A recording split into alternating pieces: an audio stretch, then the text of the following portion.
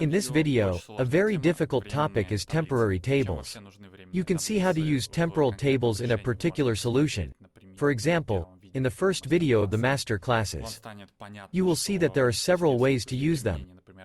For example, they can be interim tables or report tables. They are great for these tasks because of their key feature. It is that a temporary table exists for each user individually, that is,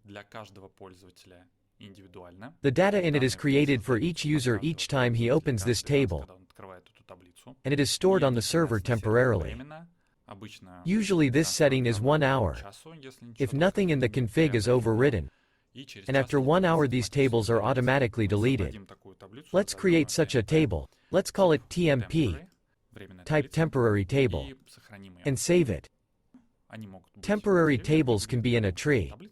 They look like a normal table. There's a circle with a clock on it. That means it's a temporary table. We're going to create one field here in the header so that I can demonstrate how it works. The field is a string type field. Okay, here we have a field in the header. I do a tab duplicate. I open the table again, so now we have two temporary tables. Let's assume that two different users visited. We enter some value here, ABC. It applied.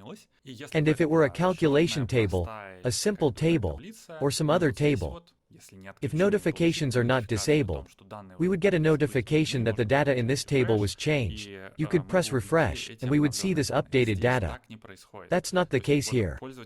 That is, user 1 entered a value ABS in this field, and user 2, he has his own table, will not get any values in this field. And if we refresh this tab, a table is created anew each time we come in, and this data is lost, because a new table was created. All this does not intersect with each other, because these data are stored in different places on the server. That is, they have the same structure, the data are different. This is why they are suitable for interim tables. For example, to add a group of goods to the order. Because 10 managers can work at the same time, each of them will open the same table by structure, but the data it will be different. One will add some products to an order, the other will add other products. Orders should not overlap in any way. It is also very good for reports for the same reason, because one user took out a report with one interval, and the second user chose a report with a different interval. And they should not interfere with each other. Each of them looks at different reports, with the same structure. This is one table, they see it in one place in the tree, but the data in these tables are different. For the admin, here is the identification that this is a temporary table, so that if a large volume of data is entered, so he do not press the refresh button. If a table is in the tree for a user, he can jump from the tree to this temporary table. In addition to jumping from the tree, we can call it with link to table and link to data table functions. Let's try to do that. We will do the open TMP here in the header. We'll make the button 200 wide, for example, and we'll write that it's open TMP, and we'll write the code for the link to data table function right away. It differs from link to table by having the data word here, and it has a slightly different set of parameters. It always opens a frame. We always have to actually set the title. I will put the title for now. Here we say that this will be TMP table. This is our temporary table. In addition to the width, you can also set the height of this table here. And there are more parameters. Some of them we have already studied. For example, header and footer.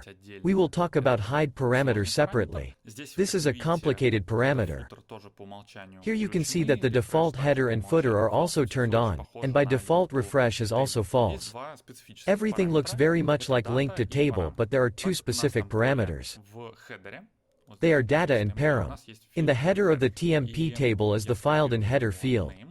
I copy its name, we will need it. Now we don't just want to open the TMP table by this button. Although if you remove the param, you can just click and it will open just like by link to table function. The only thing is that the temporary table has no prefilter. We cannot pass parameters to the prefilter in it. And so when we open this table, we immediately want to fill the field and header field. This is done this way. Here we have the parameter params and we call the row here. The row is called so by convention. It can be called whatever you like. We make a row create. That is, we create a row of the key value type. That is, we write that fields in header as field and pass the value. For example, 100.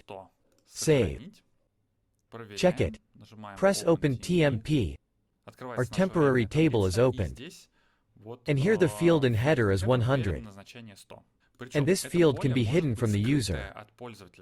So we can set it to visible only to the creator and process it in the next field. Let me make field 2 here. Let's make field 2. And we will write here code that if field in header is greater than or equal to 100, then this field will be ABC, and otherwise, error. Let's keep this field visible to everyone. When we click Open TMP, the data is transferred, including to hidden fields. User may not have any access to it, but we have a code calculated field, which is calculated based on that field. The same can be done with fields in rows part.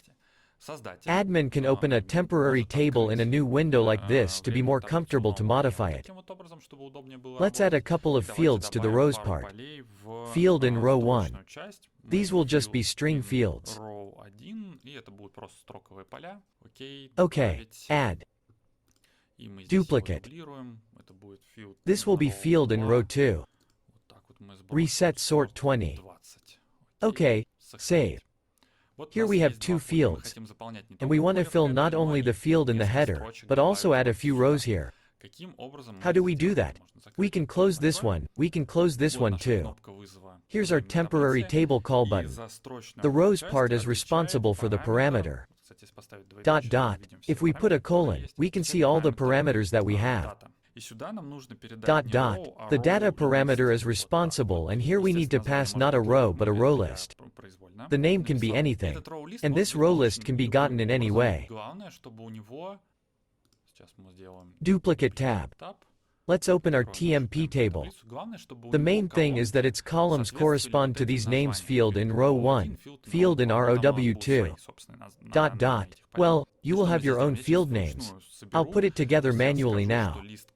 List create. Item we will have R1 and the next R2. That is row 1, row 2. R1. We're doing row create here. I do it manually, so that it is clear what is the difference between params and data. Here we have ABC and row 2. We do R2, we do DDD, and accordingly we need more field in ROW2. For example, here we have 100 and here we have 500. That is, we don't manually build the structure now. If here in params is 1 row, then here we must have a list of rows. Now we create it manually, but it may be gotten by select row list, for example, from another or from the current table. Now see what happens in this case. We press open TMP, and in the order in which we have formed row lists, the rows part will be filled. That is, there will be ABC and DDD, 100, 500. What else can we do to fill a large table? In this case, we don't feel comfortable adding every single fake field.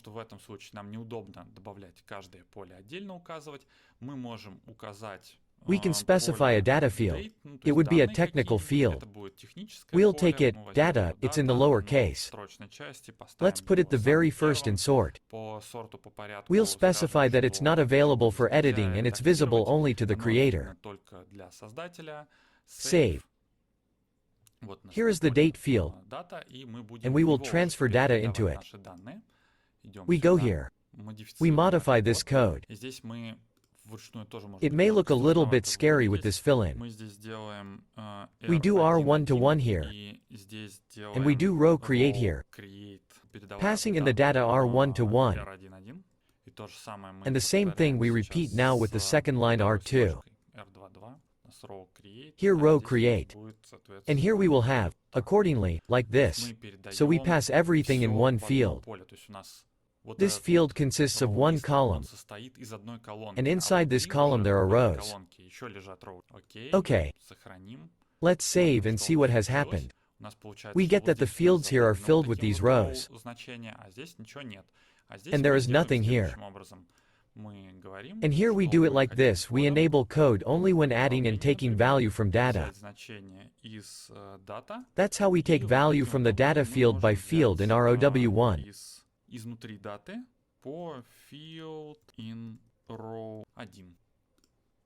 Okay, let's see.